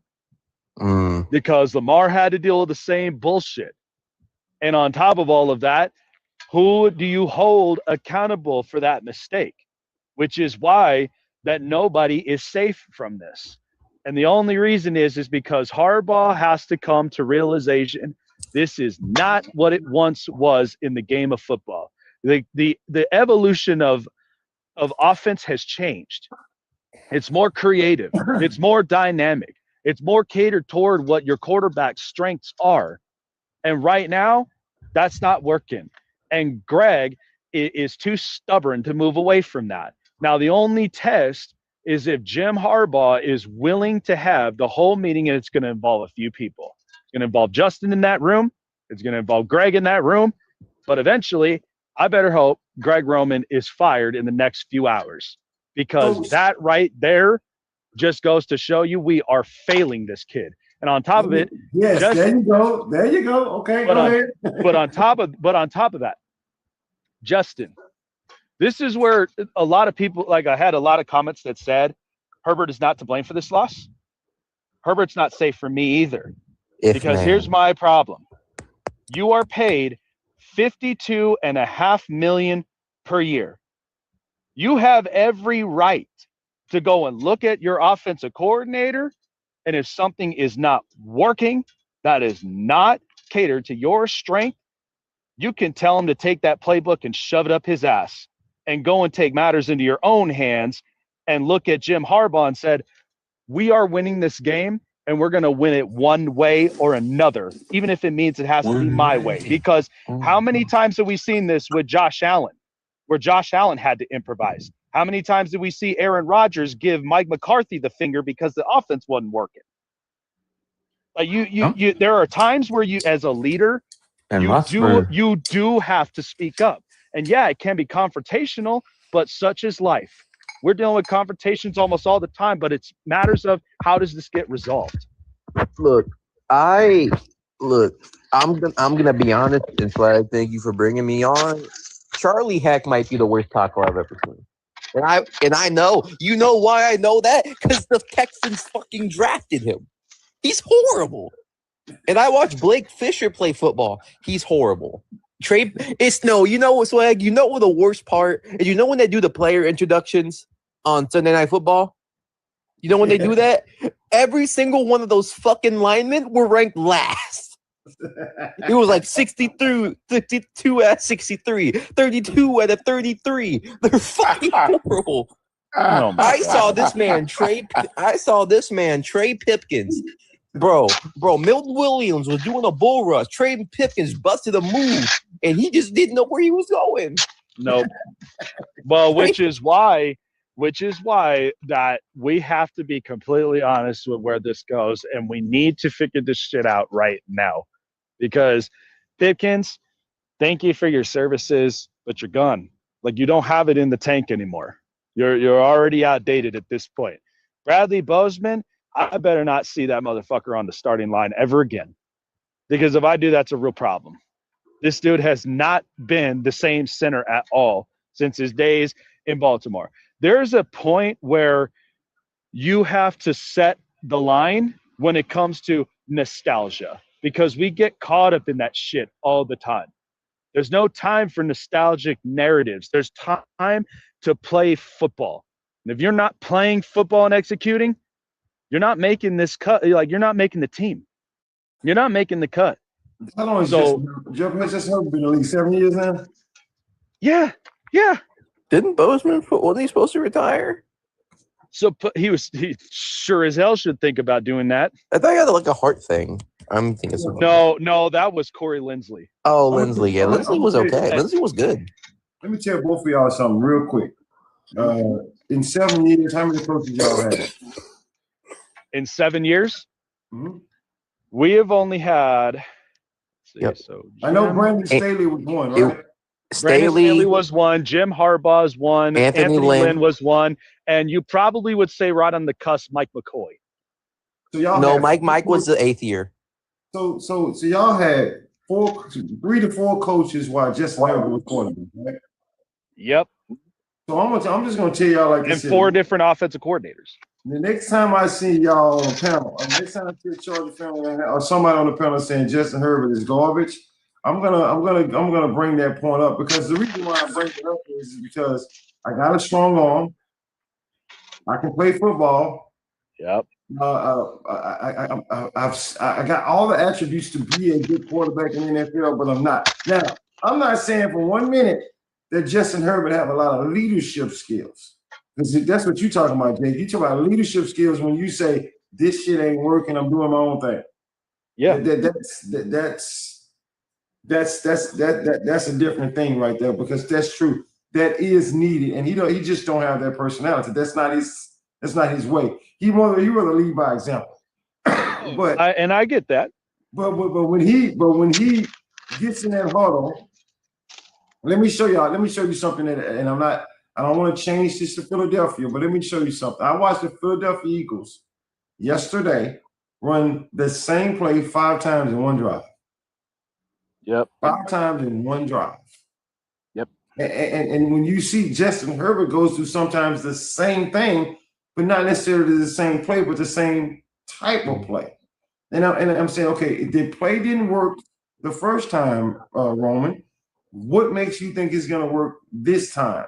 I'm looking at 0 across my face every time I go to this line of scrimmage. And as a quarterback, I got to know, this is 0. They're bringing the world at me right here. This play either going to work or it's not going to work. You ever notice that when a quarterback gets up to the line of scrimmage, y'all hear him say, we good, because he didn't got it all figured out on what they're getting ready to do. You don't hear Justin Herbert say that, because Justin Herbert is looking like, this is 0. This play is not going to work. I'm going to be running for my life. But he don't say anything. He'll just run the play. Have you ever, when is the last time Justin Herbert audible? Like, when is the last time he not said one this? time. Like, whoa, I ain't never seen it. And then you see him say, oh, no, this ain't working. I'm audible into this, guys. I mean, hey, guys, we're doing this. I mean, you don't see it. He just runs the play, man. That's the Greg Roman effect. He acts more as a good soldier than he does of actually putting himself. When you want to lead by example, speak up. You're paid $52.5 million to do so. I agree with that, Jake. I think he should. He's gonna have to if he want to be. If he's gonna be known as a good quarterback in the league. Because right now, you're right. That's what everybody's seeing, man. Can I get an example real quick, if I may? Froggy. If you watched some Texans game last year, Swag, Bobby Slowick never let C.J. Stroud do that either. Bobby Slowick did not let C.J. Stroud have audibles this year. No, and I know the offense isn't great this year. It's probably below average, but at least Nick Caley allows his quarterback to call audibles and call out line protections in the mic on the field. Yeah. Bobby Slowick, he is in the same type of, I'm not going to say the word Jake said, but he's in the same type of level of bad play caller as fucking Greg Roman is. I like Jake take, man. I like this take on that. I'm not going to say that. But Greg Roman, the problem is him and Chip Kelly are just identical. Yeah, but Chip Kelly would do the same shit. You're also speaking upon an intangible for a quarterback that not every quarterback has. Not every quarterback can see the game while they're playing the game. Right? Not every quarterback can identify what would work and what wouldn't work while they're playing. You see what I'm saying? So it might be some validity to why they don't let them make audibles and stuff like that. It's because maybe during practices they might give them shots at it, and they're not able to see the game as they're playing the game. I know that's a huge intangible that separating Manning, it separated Brady, it separated Rodgers, Montana, all the greats. All the ones that we put the word great in front of was a great quarterback. They had the intangible of being able to see the game while they're playing the game. That's why when a bullshit ass call came in through their helmet, they be like, nah, fuck that, I ain't running that. They be like, I ain't running that shit. That shit ain't gonna work. Because they're able to see the game as they're playing the game. Not everybody has that intangible. I mean, so yeah, and the coach is right that every coach, I mean, every quarterback doesn't have it. Jalen Hurts doesn't have it. He don't. That's the reason why that I said what I said. You're not a top 10 quarterback in my eyes if you're not doing that. Because right now, you are now solidified as just a regular season stat merchant. That's what you're solidified at. Because the problem is, I just sit here and basically say every analyst, every outside perspective is right. They're right. They are. And that's what sucks. Because here's the thing. In the end, look what's going to happen, Swag. And it's already happening. Caleb Williams got a playoff win. Trevor Lawrence has a playoff win. Drake May, in a playoff debut, has a playoff win. Yep. And who knows what's going to happen in Denver with Bo Nix. Bo Nix could potentially have a playoff win. Doesn't that put fire in your belly to fucking fix this shit? But Jake, to be honest, I'm gonna be honest with you, dog. And you might not want to hear this, but you probably already realized it. The Chargers have, I don't know, y'all might be having the same Babe Ruth type of curse go. I don't know if y'all made a trade or did something stupid back in the day, but if you think about it, you guys have had 3 quality franchise quarterbacks since the fucking 80s. You've had Dan Fouts, you've had Phillip Rivers, and now you've had Justin Herbert. But I'll be honest. But listen, and this is the craziest shit about all 3 of them. All 3 of them were great during the fucking regular season, and all 3 of them would not get it done in the playoffs. Like, that is just some ironic shit. Because it's some ironic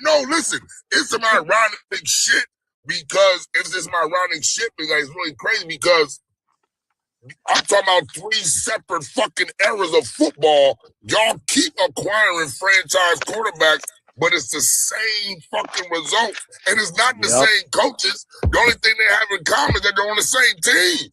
So I'm trying to think. Did y'all fuck up somewhere back in the day that y'all got a root put on y'all? Let me tell y'all something. Y'all tell you something. Mr. Casey said Drew Brees too. but that's what I'm saying. We ain't gonna talk about how y'all just gave up on Drew too early. We ain't gonna talk about that. Well, yeah. It's the truth because once again, what happened with Drew Brees? That's the similarity that's happening to Justin Herbert. No offensive line help. It's what fucked up his shoulder at the initial start of it, and they all were saying, Drew Brees, he's going to be damaged goods. But Sean Payton revived his career because they did it right. And he won a Super Bowl up from that point and most deserving of it. And so now Ryan Leaf. Why was y'all bringing Ryan Leaf over Drew Brees? Well, no, because they're all terrorists. No. See, here's the funny thing, Swag. If you want to be honest about it, Ryan Leaf even said it himself in the Rich Eisen show when he said the Colts were really that close to drafting him as a number 1 overall QB. But the only thing that stopped that was the scouting combine. He was not prepared. And that's what ruined it because they had every intention to draft Ryan Leaf and we could have had Peyton Manning. But because of that, I'm glad the Colts changed their mind like that because it does happen. This is why, like, as athletes, you have got to keep your nose clean. You've got to because every situation matters. I was just going to tell you, but there's only one thing I can say about your team truly because I've seen them play. You know, I remember them having LaDainian Tomlinson back in the day for crying out loud. I mean, one of my favorite running backs ever. Y'all's team has a struggle with the injury bug, and I don't know why. I mean, from Keenan Allen to y'all's tackles to key players. It goes all the way back to Kellen Winslow. Yeah, I know, but what I'm saying is y'all just unfortunately have the case of the injury bug. And like Common said, I don't know if y'all owe somebody, like if y'all did somebody wrong back in the day. Just some teams just have that luck, man, and they need to push the extra drive to get over the hump. And unfortunately, y'all haven't found it yet. And this is part of the reason everyone on the outside, different fans of teams, it's easy to pick on us than it is to feel bad for us. No, I'm not picking on you. No, Stitch. I know you're not, but it's the truth. Because nobody did you think people don't really like the Patriots? They like them. They had a dynasty. You think people don't like the Chiefs? They're good. They've had a history of winning seasons. They do not like us for the simple reason because injury bug, overrated, highly talented, can't get shit done. I think we are brushed off like we don't exist. Like that's what I'm saying. This shit sucks. You're not lying though. It's true. That's why every analyst was right. Every analyst took New England. They're like, they don't stand a chance. They don't do this. They don't do that. Herbert is overrated. He can't do it. When does the train stop? I can't stop laughing with Swag in the background. I'm sorry. Because Swag. I can't stop. I'm laughing at Swag too because Swag know what I was talking about. Because this is the thing. Jacob's not lying though. They do get overlooked a lot. And it's not y'all fault, bro. It's and not. You got to remember, we are the only team in our division without a bowl that doesn't consider to be the complete division. No, Man, bro, I just Jake, I feel your pain, bro. I do, bro. Actually, I do. I kind of do, and I kind of don't. But my I finishing understand. argument is this: does it change my colors from bleeding the bolt? It does not. It should. What it does change is it change my belief this team will get better until I see the results. I am not defending this team until they prove to me otherwise, but that doesn't mean I change my colors. Hey, Jake, prove to me you want to win. Jake, can I finish what I was going to say though? The reason I picked the Patriots, but here's why. I did not pick them because I had no faith in your defense. It's not because I didn't have faith in your special team. I don't have faith in your offensive line and your OC, bro. That is the reason why I picked the Patriots to win. Which is last fair. night. Which is fair. Like your offense is it's inconsistent. It is. I'm gonna be honest with you. I was laughing because I just get a kick out of when people that had enough, and you can just tell Jake and had enough. But I hit every key point. Yeah, he over it. He over it, and I hear you. I hear you, brother. But this is also what comes back to the point when we had Mr. White and all of that up and on there. Because right now, we are sitting on potentially Jacksonville having a healthy 5-year build. Do we really want to be pushed into the back seat when that happens? Honestly. Hey, Jake, how much cap room you said y'all got? $101 million. Bro, go get some linemen, bro. Go get some linemen and a wide receiver. Go get a line. Go get a line. But that's why I'm saying, because this is why everybody has to come to the table. Because Greg is going to get the gaddle and get him the fuck out of here. Unfortunately, what's going to happen is Jesse Minter might be the next head coach somewhere, and we have to literally swallow that pill. But how are we going to readdress that so our defense continues to be solid? Now, the other thing is, Joe Ortiz, you are not safe from this in one aspect because, number one, I respect how you look at scouting and drafting, but you literally just said in the press conference, didn't we go 11-6? That doesn't matter to anybody. That doesn't matter to anybody until you actually fix the problem. So you're pretty much caught on blast. I feel right it, now. Jake. I feel it in your voice. Right. Bro. I really do, bro. I feel it. I feel it. I understand. I feel his pain, bro. I do. I swear to you, I'm a Niner fan, and yes, we have won Super Bowls for sure, and been to some. But by the way, your last Super Bowl was against us, and you manhandled us. That's what I'm saying. I get it. Hold on. I gotta change this. A-Train, you still there? Yeah, I blame Manti Te'o's girlfriend. Oh my God, bro. Whoa. I did Too soon, bro. Too soon. Whoa there. Where did guys, that go? guys, check this out. I did a take this morning about the Philadelphia Eagles, and my boy Santana just jumped on here. And I want y'all to hear what I got to say, right? Now, here's what I said. Because I know when I said it earlier this morning, a lot of people hadn't jumped on yet. And most people that was jumping on was from Jacksonville. They just wanted to see what I was going to say about Jacksonville, which is crazy to me. But anyway, I told everybody, I was like, from the beginning of the season, when I had very few people on my show or anything like that, I used to have a lot of Philadelphia Eagle fans come up on my panel. They was always that I was a Chiefs fans, JB, so they always thought I was attacking Philadelphia because Philadelphia beat the Chiefs in the Super Bowl. And I was really just telling them, I was talking football. And one of the biggest things that I said was, look, guys, it's extremely hard to repeat. It's extremely hard to repeat. And I was trying to tell them the value of your win in the Super Bowl, although you guys see it as a glorious win. We beat the hell out of the Chiefs. We stomped a mud hole in them. And I seen that they seen it like that. And I kept saying, y'all do understand, take it down a notch because the Chiefs was trying to win 3 in a row. They had already won 2 in a row. They was trying to do a third one. I mean, so that normally don't work out good in the NFL. It's just not designed that way. And I was telling them, hold on, you guys, we're a dynasty. We're gonna repeat. We're gonna dominate the next 5 years. I was like, whoa, I hear what you're saying. I know you're excited. But you couldn't possibly understand. You do understand that everything's going to get harder from this point on. It's not just the teams that you're going to be playing. It's also the NFL is going to make it difficult for you. Like for instance, no back-to-back home games. The Eagles didn't have no back-to-back home games. It was travel home. And then to top it all off, your entire offense, Saquon Barkley destroying the league last year. You think the league ain't gonna say, okay, no, this ain't happening no more. We finna stop him from running the ball. We ain't finna let Jalen Hurts and him run the ball all over us all day long. And it's a good chance that you guys, because winning a Super Bowl is one thing. When you want to repeat, it's not the talent. It's about the mental now. It's not the talent. The talent is still basically the same. You got to mentally understand that you're a different team, and people are going to be looking at you in a different way.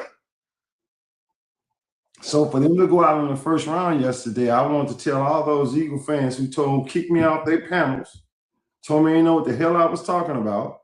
I was a casual. I got called everything just for telling them you lost 11 guys. It's going to be different for you. You got to come back to this.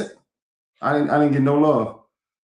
And then they got eliminated yesterday, and all I kept thinking about was, oh, there's no way in hell. Then I'm not going to tell some of these Philadelphia Eagle fans, I told you so. As you should. I mean, I told you. Like you told me all kinds of haters. You have no idea. I had so many people sending me messages, calling me a hater. I'm a Philadelphia. I had to go on She's So Dope show and say, I'm not a hater. I don't dislike Jalen Hurts. Stop trying to make him Patrick Mahomes. He's not. You're not a hater, though, Swag. You're not a hater. But Swag, let me say, can I say something, Swag? Go ahead, bro. About the Eagles real quick. I first of all, you already know, Swag, I'm a Niner fan. Win, lose, or draw. But I'm going to tell you something that I seen yesterday. The Eagles beat themselves yesterday. Now, granted, my team did what they needed to do.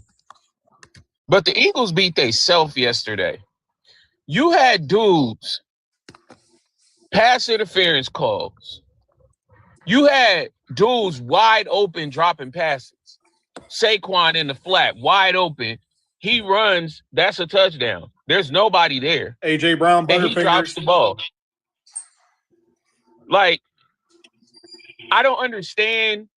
Like, I was really quiet leading up to the game with the Eagles, but I kept telling people, it'll be a shootout. It won't be a blowout, but my Niners go win by 3. Because I've been watching the Eagles all season. They've been doing this up and down, up and down. There was reports coming out, oh, the team is having a barbecue and they're getting together and they look cohesive and they're laughing and enjoying each other. And then all of a sudden you see the coach and the receiver arguing on the sideline. Like, what they've been like this all season. That's what I didn't understand with Eagles fans. Like, how do y'all figure y'all been playing up and down all season and you figure, oh yeah, we hit the playoffs, we gonna turn it on. And then you go up against a Niner team, though depleted, we still got people on that team that has experience in the playoffs. Please don't forget that. Kevin. I want to hear from my boy Santana because he's probably him and She's So Dope. It's about Tim. There's a couple of them that I really like listening to because they tell the truth. But the rest of them son bitches, they call me all kinds of names. So go ahead, Santana. Some of the things you pointed out, Kylie, is correct. A lot of it is wrong. When I looked at my Philadelphia Eagles season going into this season, let's start with the thing Swag said. Once we lost our OC that we won the Super Bowl with, and we bought in an OC that has no experience with play calling. Okay. First time play caller with a championship team. I already knew there was going to be some bumps in the road. Now, when I'm watching my games, like you're watching their games, and I see, okay, we're starting off slow, giving you grace. We always start off slow with a new OC. We're in the middle of the season, which you can make adjustments in the second half to win games. Now we're getting, because everybody knows real football doesn't start until after Thanksgiving. Now we're getting into the meats and potatoes of the season. Yeah, If you don't get this together, and I made this take multiple times, defense found their identity. We needed one piece, Jalen Phillips. Cool. That's the missing piece that we needed. They found it. Offensively, I said it. If they don't figure it out and get it together, we are not going to go far in the playoffs. We are not going to go far. Did I expect us to lose the first round? No. Especially to a 49ers team that's not healthy. We are in Philadelphia, and the Eagles are 98.5% healthy as a team. Yep. So, offensively, there has been a lot of issues. A.J. Brown doesn't like the OC. The OC is best friends with the head coach. Jalen Hurts is trying to make shit happen, and he's doing bad reads. It's a shit show. So once again, when I look at my offense, a lot of those touchdowns and points put up by the offense, they're not made off play calling. It was made off talent. Smitty is talented. A.J. Brown is talented. Saquon Barkley is talented. Jalen Hurts is talent.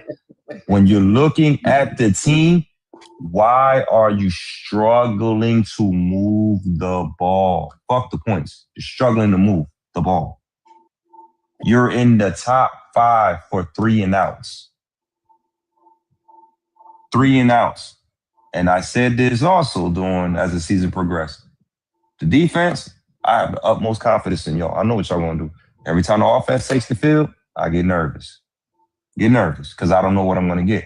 I can't sit here and tell you, Kylie, Saquon is gonna run the shit out of that rock. Can't tell you that. I can't sit here and tell you, Jalen Hurts is gonna run that ball, or he's gonna make the short passes, or he's gonna throw a couple deep balls. I can't tell you that. I don't know what was gonna be on that field. And then this is my exclamation point. Jake Elliott. The dork. I'm done. Jake Elliott. Everybody, this was the question. Santana, you nervous about the Eagles? No. I know what the defense is going to do. The offense, I just don't know what offense I'm going to get, but I'm hoping they'll, hold on enough just to win the game. The only person I'm nervous about is Jake Elliott. He's been missing a lot of kicks from last season going into this season. Guess what's the first thing he did on the extra point? He missed the kick. I'm laughing.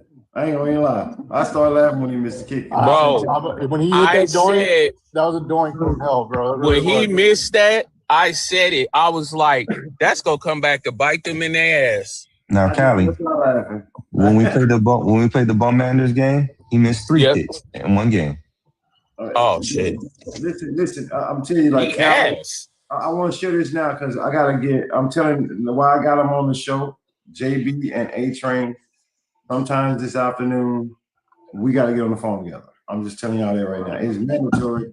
Make some goddamn time. Because y'all want I got to hook up my mic and I got to hook up my laptop back to this thing. And I know that's what y'all need me to do. And once the JB told me that and I got home and I got back into the tune of things about 9 o'clock last night. Damn. I was like, no, I'm not going to go through this. So we're going to have to sit down so I get it all hooked up. So we have to go next Monday, because when we have this show next Monday, I'm gonna bring it, because I just gotta bring it, because now this is the part of the season, guys. Santana, all you guys. See, I became friends with Santana talking to Philadelphia fans. That's how we became friends, because Santana would hear some of my takes and like, hold on, guys, he ain't 100% wrong here, and people would just crash out on me. Jacksonville fans just wanted to come on the show because they thought I was hating on them when I kept trying to tell them, you're not ready yet. You're not ready yet. But they don't listen to kind of shit like that. Now I'm going to say it again on my show, loud and clear for people to hear me, Chicago fans. You're not ready yet. You just beat Green Bay in grand fashion. I loved it. This is the Rams. Little bit different. Just trying to get you to understand. Your coach coming there coaching that shit like he did against the Rams. Hey, Swag, I got one question before you continue. One question. At what point of that game did you know Philly lost the game? Okay, that's a damn good question, too. That is a damn good question. When I have to put it in the text message, you can ask Brandon because he's in the text. I put it in the text. I said, when the Eagles scored. No, I'm sorry, the 49ers scored a field goal. I forgot what point it was, but it was like the third quarter. And I said, and I put it in a text message. All the 49ers have to do is score a touchdown. Mm-hmm. That's the same point I knew when we lost. This game is over because I knew Philly couldn't score a touchdown. I knew it. Correct. Because I'm gonna tell you, once Quinyon Mitchell got 2 interceptions. Philly they were on the drive to score. Once they did not score they scored 3 points off 1 turnover. Once they did not score 2 touchdowns on those turnovers, I'm like, we gonna lose this goddamn game. Because I was like, it got to a point where it was obvious because I think Jalen Hurts threw for like 80 yards in the first half, and he threw for like 67 or something like that. Correct. So Swag. When I seen they couldn't move the ball to get into scoring position, I was like, this is. I actually put it in the text. I kept saying, I was like, this game's over. All they need to do is score a touchdown in the 49ers. Yeah. So they ran that special play, scored a touchdown, and I'm like, we gonna lose because I know my team. That OC does not have a bag in his arsenal for a 2-minute drill to score quickly. He's not gonna do it. Salah saw that too. He saw it. It was easy to see. Saw it. Kylie, it's not hard to see. Yeah, you're right. Hey, Swag, you want to know a devious stat? You're right. What's that? This is really devious. You want to hear it? Juwan Jennings has the same amount of playoff passing touchdowns as Justin Herbert. That's crazy. Hell yeah. Wait, bro. Hey, Swag. I'm sorry. I'm sorry. I made it to your show. Are you proud of me? I didn't think I was gonna, man. I'm sorry. Thank you so much. You made it to the end of the show because I did too. But did you agree with what I had to say about the Niners? How you could make a playoff team out of their injured players? Man, you could. And if Shanahan don't win Coach of the Year, somebody fucked up, man, because that guy did a great job with nobody. Let me explain. Ain't nobody on that team, and they're great. I want to finish my show with this because I said it earlier on the show, but I think it just kind of grazed you guys' ears. But I'm gonna say this on the show. Y'all can go read the article yourself. Read the article. Read the report from Devontae Adams' press conference, and he's telling you what happened right before the Rams took the field to win the game against the Carolina Panthers. Now, I don't know what you guys call an MVP and this and that because I hear a lot of things about. You're talking about what he said, right? Yeah, Drake May did nothing to push me forward last night. When Matthew Stafford, so they understand the whole concept. Let me give y'all the background of it. I just hurt my finger and I look horrible on 7 straight possessions. Really, horrible on 4 straight possessions. Right? I just don't look like myself. You're overthrowing people. You're underthrowing people. You mad reads. Hell, it's just crazy stuff. And for that man to just sit there, knowing my finger is giving me issues, knowing that the game is on the line, and look at his receiver and say, "Let's go take these motherfuckers hard." Come on, bro. That's all world kind of stuff. Like that's how you win. I mean, like, but that's how you win. That's why he has a Super Bowl ring. Why he ain't been an MVP, I don't know. Bro, he's good. He's good with that no look pass, bro. I'm not gonna lie. Yes. Yeah, he's really good at that no look, bro. That's hey, listen, I was wanting to comment before Swag left on the Coach of the Year thing, right? You got to take a look at this. If they did not give Dan Campbell Coach of the Year, and he had 22 of his 53 players on IR and finished 15-2. They're not going to give it to Shanahan. And here's why. I get it. They'll give it to Vrabel or something. Here's why. They're giving it to Vrabel or Cohen. They're going to give it to Ben Johnson. That's who's going to get it. Correct. You think so? Yeah. But hold on. Let's get. I know Coach wanted to comment on that, but let's get back onto y'all. Understand the magnitude of what I'm talking about. Yes. You to have that kind of confidence in yourself, knowing that your ass is hurt, knowing that your team needs you. Knowing that you didn't expect Carolina to even play like this, and then you go on the field, and not only do you drive them down the field, And I'm sorry, everybody goes, you glazing Matthew Stafford, or you're not understanding, you're not comprehending what I saw. Because I saw this guy, bad finger and all, say what he say, come in the game, and then why just to add to it? I'm gonna throw a no look on it, just so you know I'm not playing around. Hey man, hey, Swag, to piggyback off, Swag, to piggyback off what you just said. That's not the exact same words, but that's the same things Antonio Holmes told Ben in the huddle on the very first play of that last drive. And his exact words was, "I don't give a fuck what the play is, just give me the ball." Right. That were his exact words. I don't give a fuck what the play is, just get me the ball. No, and Ben proceeded to do so. This is the playoffs, bro. Like the players are going to play hurt. Even Trent Brown said it. He goes, "Look, I'm not 100%, but I'm playing." Like this is the playoffs. Like this is you're only going to get one chance. Like literally, that's it, man. You only get one chance. Hey, Swag, buddy.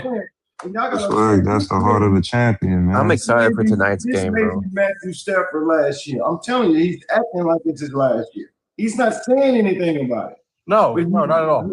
Froggy, I know you heard that though, because he did say that. That was crazy. He did. He'll give you the damn ball. Yeah. Bro, I'm excited for tonight's game. Guys, the deal with Stafford though, the things that everyone always says, about Patrick Mahomes, how great he is, and he's doing all these weird passes and no look shit. Stafford's been doing that forever. I keep telling people. He's been doing that same shit that they talk about Mahomes all the time forever. He just hasn't, won as many bowls. Nobody recognized. As far as throwing the no-look passes and shit, it's been that way for his whole career. No. He was on the Lions, though. The reason why, because the first person brought it to my attention when Mahomes first threw the no-look pass against Baltimore. I had never seen it before. But Aaron Rodgers is the one that brought it to my attention. Aaron Rodgers said, Matthew Stafford have been doing that shit for years. Yeah, he was just on Detroit. Nobody cared. No, well, hold on. You can say that, but there was a Detroit game, I want to say the Browns, where he got hit hard. I think he even broke his collarbone. And he literally told the trainers to get away from him because he was going to go for his play. He did not want no attention, bro. Stafford's a tough son of a bitch. So y'all got to understand something. Out of all the things I seen in the weekend, out of all the craziness I seen over that weekend and what I'm going to see tonight, that to me just stood out because I'm serious, guys. He did not just drive them down the field. This dude was throwing no-look passes. I'm like, this dude, are you crazy?